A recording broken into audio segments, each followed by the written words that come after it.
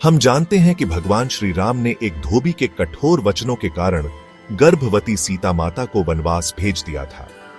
आखिर वह धोबी कौन था जिसने सीता जी के बारे में ऐसे क्रूर शब्द कहे जो उनका श्री राम से वियोग का कारण बना?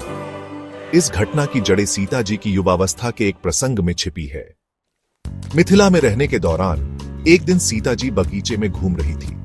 वहां उन्होंने एक तोते के जोड़े को राम और सीता के भविष्य के बारे में बातें करते सुना। जब तोतों ने भविष्यवाणी में सीता जी का नाम लिया तो वह बहुत जिज्ञासु हो गई और तोतों को पकड़वा लिया। सीता जी ने तोतों से पूछा, राम और सीता के बारे में कैसे जानते हैं? तोतों ने बताया कि वे ऋषि वाल्मीकि के आश्रम के पास रहते हैं, जहां राम के जीवन की कथा गाई जाती है।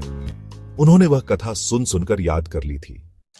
सीता जी ने अपने बारे में बताते हुए तोतों से कहा कि वह उन्हें तब तक नहीं जाने देंगी जब तक राम स्वयं आकर उन्हें नहीं ले जाते।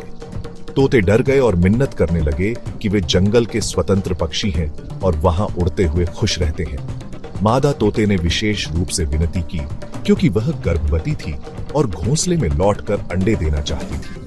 लेकिन सीता जी ने माता तोते को रोक लिया और उसने सीता जी को श्राप दिया कि जैसे उसने गर्भवती को उसके प्रिय से अलग किया, वैसे ही वह भी अपनी गर्भावस्था में अपने प्रिय श्री राम से अलग हो जाएगी। तत्पश्चात दुख में मादा तोते ने प्राण त्याग दिए।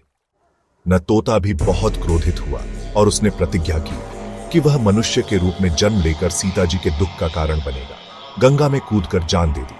समय के साथ वह तोता गोदना नामक धोबी के रूप में अयोध्या में जन्म लेता है और पूर्व जन्म के कारण श्री राम जी को कठोर वचन बोलता है माता सीता के लिए, जिसके कारण राम जी को सीता जी का त्याग करना पड़ा। इस घटना का उल्लेख पद्म पुराण के पाताल खंड में मिलता है। यही स्क्रिप्ट बोले।